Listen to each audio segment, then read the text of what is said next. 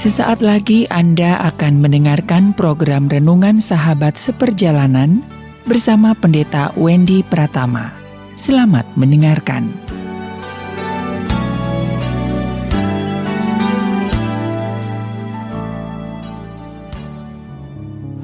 Selamat berjumpa kembali dalam layanan audio Sahabat Seperjalanan. Hari ini adalah hari Senin 9 November 2020. Tema renungan dan saat teduh pagi ini dengan judul Mengatur Tuhan atau Diatur Tuhan.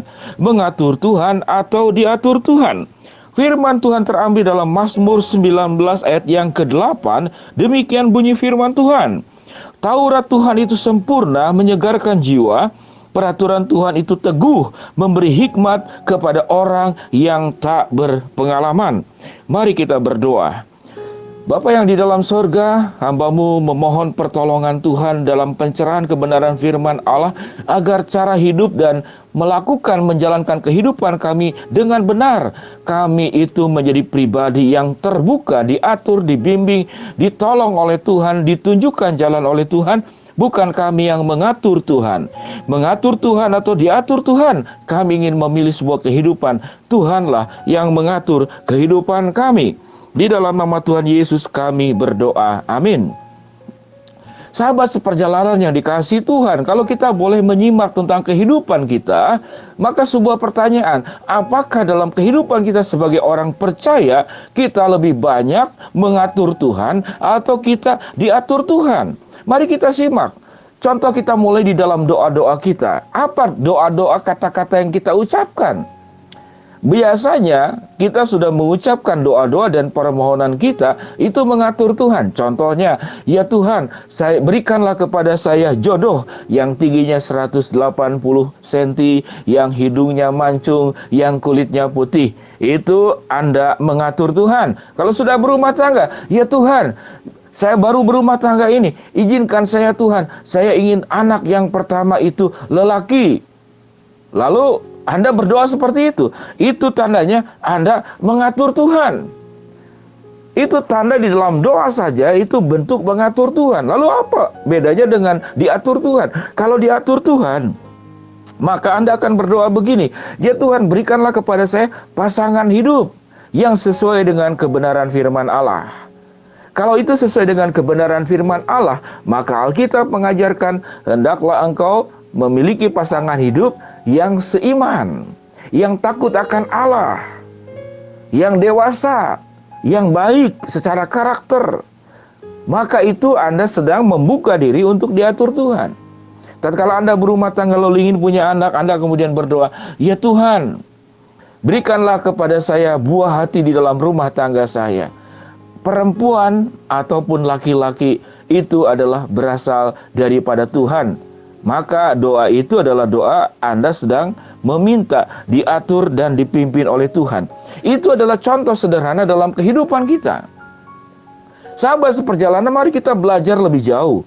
Mengapa kehidupan kita itu harus diatur Tuhan, bukan mengatur Tuhan?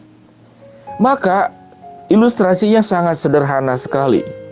Kalau kita berbicara dalam dunia pendidikan, ada murid, ada guru. Maka normalnya adalah gurulah yang mengajar murid, bukan murid yang mengajar guru. Ya, kecuali gurunya lebih kurang pandai dari murid. Sekarang banyak murid yang lebih pandai dari gurunya. Namun prinsipnya siapa yang boleh mengajar? Yang pandai mengajar, yang tidak pandai. Berarti apa? Berarti yang pandai itu yang mengatur yang tidak pandai bagaimana proses belajar. Tetapi yang tidak pandai mengatur yang pandai, tentu ini sesuatu kekeliruan. Tatkala kita belajar tentang kehidupan, yang sudah berpengalaman itu membimbing yang tidak berpengalaman, maka itu benar. Namun kalau terbalik, yang tidak berpengalaman membimbing yang berpengalaman, siapa orang yang mau dibimbing oleh yang tidak berpengalaman? Siapa yang mau dibimbing sama orang yang tidak pandai? Siapa yang mau dibimbing dia tidak tahu apa-apa? Kalau kita bandingkan Tuhan dengan kita, Tuhan itu maha tahu, Tuhan itu maha bisa, Tuhan itu maha pengalaman, Tuhan itu segala apapun yang ada di dalam dirinya, dia maha kuasa. Dia mampu melakukan segala sesuatu. Sementara manusia itu terbalik dengan Tuhan. Karena Tuhan pencipta dan manusia adalah ciptaan. Manusia banyak tidak tahunya. Tuhan itu kudus, kita berdosa. Tuhan itu murni, suci, tulus dalam mencintai. Sementara kita hidup penuh dengan kepentingan. Maka Sesuatu yang lebih luhur, yang lebih tinggi, yang lebih mulia, yang lebih berkuasa, justru yang mengatur yang lebih bawah darinya. Siapa yang lebih bawah darinya? Yaitu kita sendiri. Sahabat seperjalanan yang dikasihi Tuhan, secara tidak sadar dalam kehidupan ini sebagai orang percaya, berapa lama Anda menjadi orang percaya? 5 tahun, 10 tahun, ada yang 20 tahun, atau sudah turun-temurun 7 turunan. Anda sebagai orang percaya tidak menjamin kehidupanmu itu kehidupan yang berserah di dalam pengaturan Tuhan. Banyak orang percaya itu yang mengatur Tuhan. Tuhan sudah mengajarkan bagaimana beribadah. Alkitab mengajarkan, beribadahlah dengan roh dalam kebenaran. Namun engkau lebih mengutamakan gerejanya, pendetanya. Maka engkau sedang hidup tidak dalam pengaturan Tuhan. Sewaktu engkau hidup, Tuhan berikanlah kepada saya kekayaan. Maka yang diminta terus harta, harta, dan harta. Sedangkan itu bukan yang Tuhan inginkan. Tuhan bisa memberikan harta. Di dalam Matius pasal ke-6 dikatakan apa? Carilah dahulu kerajaan Allah dan kebenarannya, maka semuanya itu akan ditambahkan kepadamu. Dalam bahasa Mandarin, itu kata ditambahkan kepadamu itu hal-hal yang materi. Berkat-berkat materi yang bisa diberikan. Namun manusia itu mencari materinya dulu, baru mencari Tuhan. Itu artinya kita sedang hidup mengatur Tuhan dan bukan membiarkan Tuhan mengatur kita. Allah mengajarkan, cari dahulu kebenaran Allah dan kerajaannya dan kebenarannya, maka semuanya itu akan ditambahkan kepadamu. Sewaktu kita mengalami sakit, apa yang kita doakan? Ya Tuhan, sembuhkanlah sakit ini. Apakah boleh berdoa seperti demikian? Tentu boleh. Namun kalau penyakit terjadi dalam kehidupan kita, itu dalam izin Tuhan. Harusnya engkau berdoa 2 hal, tidak hanya 1. Kalau engkau berdoa cuma 1, ya Tuhan sembuhkanlah penyakit ini. Itu selesai. Namun doanya adalah, ya Tuhan, sembuhkanlah penyakit ini. Yang kedua, ya Tuhan, mengapa engkau izinkan penyakit ini terjadi dalam kehidupan saya? Saya bertanya kepada Tuhan, Tuhan mengapa izinkan saya mengalami penderitaan? Tuhan mengapa engkau izinkan? Apa maksud Tuhan saya melewati kesulitan ini? Apa maksud Tuhan orang yang saya cintai itu kemudian menghilang dari kehidupan saya? Apa maksud Tuhan saya mengalami berbagai macam perkara-perkara, mungkin ditipu, mungkin difitnah, mungkin dihina orang lain? Apa maksud Tuhan? Dan kalau engkau berkata, apa maksud Tuhan di dalam doa-doamu, maka engkau sedang membuka hidupmu untuk diatur Tuhan. Lalu Tuhan memberikan banyak pemahaman, pengertian kepada kita, bimbingan, karena engkau tidak hanya meminta, engkau tidak mengatur Tuhan, tapi membuka diri untuk dibimbing oleh kebenaran firman Allah. Itu artinya kehidupanmu itu terbuka untuk diatur Tuhan. Bukan engkau yang mengatur Tuhan. Sahabat seperjalanan yang dikasihi Tuhan, marilah kita belajar sebagai orang-orang percaya. Di dalam kehidupan kita itu sebagaimana firman Tuhan katakan, Taurat Tuhan itu sempurna, menyegarkan jiwa. Peraturan Tuhan itu teguh, memberi hikmat kepada orang yang tak berpengalaman.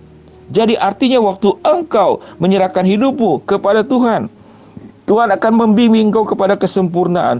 Tuhan akan memberikan kesegaran jiwa. Tuhan akan meneguhkan engkau. Tuhan akan membuat engkau itu penuh dengan pengalaman. Di dalam ayat-ayat berikut setelah ayat ke-8 dalam pasal 19, firman Tuhan itu apa? Tepat, murni, suci, bercahaya, benar, adil, dan diungkapkan seperti emas. Dan orang-orang yang hidup di dalam peraturan Tuhan, kehidupannya dikatakan itu akan manis. Betapa indahnya sewaktu kehidupan kita itu membiarkan diri kita, membuka diri kita itu untuk diatur Tuhan, bukan kita yang mengatur Tuhan.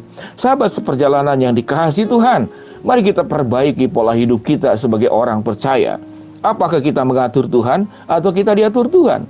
Sewaktu kita membuka diri untuk diatur Tuhan, maka Tuhan membuka segala perkara yang indah terjadi dalam hidupmu. Mari kita berdoa. Bapa yang di dalam surga, hamba-Mu berdoa buat sahabat seperjalanan yang sedang sakit. Tuhan jamah, Tuhan sembuhkan.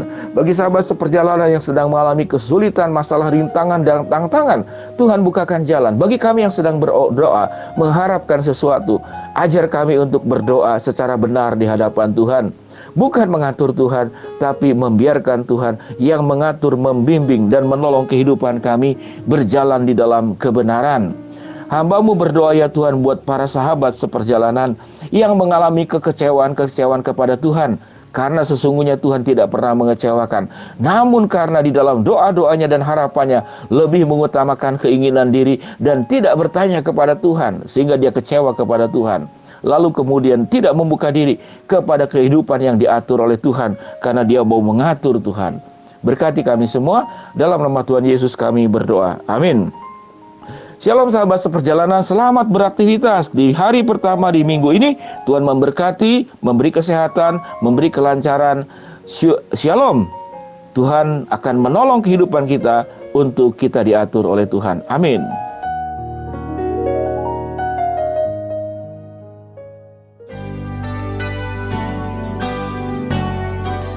Anda baru saja mendengarkan program Renungan Sahabat Seperjalanan bersama Pendeta Wendy Pratama.